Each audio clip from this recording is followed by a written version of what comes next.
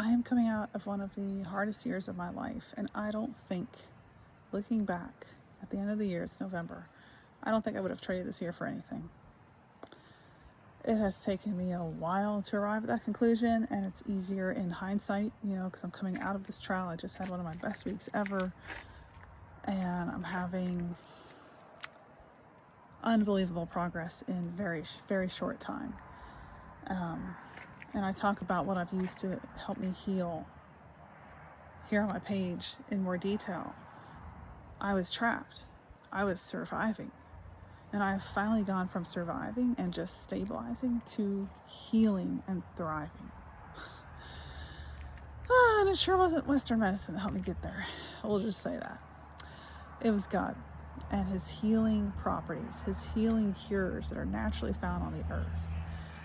I had over 15 diagnoses, but we won't dwell there. What I want to tell you about is how the Bible is full of stories of God being with us in the trial. It's not full of stories of God just taking the trial away. And that is something I think a lot of us miss because we're hoping for that instant gratification. We're hoping for that instant button, much like Amazon buy now, but that's not how life works.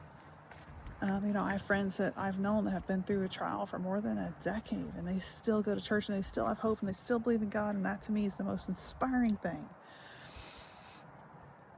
It's not for man to know the seasons. Ecclesiastes talks about that. One of my favorite verses, there's been so many, because I've had the privilege, the honor, and the joy, and the time to sit and soak in sometimes 6 to 7 hours a day in the Bible, prayer, and worship. And I've never ever done that my whole life. But when you have nothing and it is your only lifeline,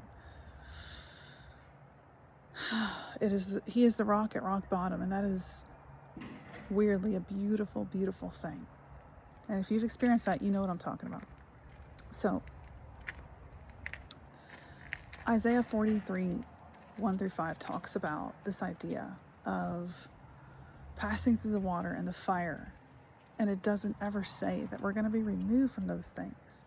Instead, God says in that verse, "Fear not, I have redeemed you. I have called you by name.